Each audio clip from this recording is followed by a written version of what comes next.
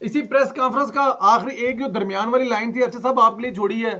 گوگی سے کس قسم کا رشتہ پوچھتے ہیں خان صاحب سے، مطلب کہ آپ کا اس سے رشتہ کیا تھا، یہ کس سینس میں سوال تھا؟ سر دیکھیں، مجھے سوال کی تو سمجھ نہیں آئی تو میں نے ٹویٹ کی، تو ریحام خان صاحبہ نے فوراً اس کو ری ٹویٹ کر دیا، تو ان کی مہربانی۔ تو سوال میں نے اس میں یہی کہ آپ کا گوگی فرح خان صاحبہ سے کیا ریلیشن تھا۔ سر دیکھیں، اس میں کوئی شک نہیں ہے، جو صحافی تھا اس کو کچھ انفارمیشن تھی اور اس نے سوال کرنا چاہا، اور وہ بہت جونیئر تھا لیکن سوال اس کے پاس بہت بڑا تھا، یہ اس جی بات کو سمجھنا ہوگا۔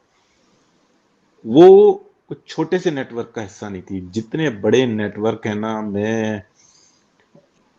چلیں اسلام آباد کے اندر بھی ایک نرگس اور اگلے، میں نام گول کر دیتا ہوں، سمجھنے والے سمجھ جائیں گے، اس کا بھی جو نیٹ ورک ہے نا، وہ بھی اسی نیٹ ورک سے ملا ہوا ہے، جس کا میں نے ایک دفعہ پہلے بھی ذکر کیا کیا تھا۔ کہتے ہیں آپ سے ذکر کیا تھا، کہ ابھی وہ بھی ڈسکلوز ہوگا، وہ بھی اسی طریقے سے، اس کی ایک نمائندہ وہ بھی اسی طریقے سے ہر کام کے پیسے پکڑتی تھی، ہر ٹرانسفر، پوسٹنگ اور دیگر بڑے بڑے کاموں کو، این او سیز،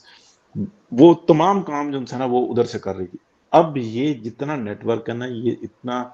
خون کا نشئی ہوتا ہے جس کا کوئی حساب نہیں، چھوٹے بچے، چھوٹی بچیاں، اور اس قسم کے کام وحشیانہ جو درندگی کی اس میں آتی ہیں، جو الومناتیز کے، سوری، جو ایک خاص میجیکل گروپ کے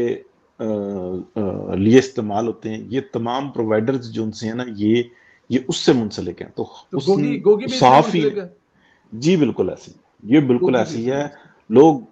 لوگ مجبوریوں میں جو ہے نا یہ سیل آؤٹ کرتے ہیں، پھر یہ احمد پور شرکیہ سے کیا سپلائی تھی اس کی،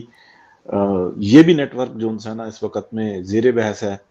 اور خاص گروپس کے اندر چل رہا ہے کہ وہاں سے یہ منگوا کے اور کہاں کیا کرتی تھی۔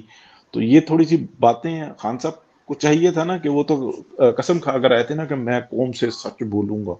اب دو بولیں ہزار تو گیارہ بولیں۔ کا جلسہ یاد ہے تو ہن نہیں دسو نا۔ وہ کون کون سے سچی بولتے رہیں گے سر، آخر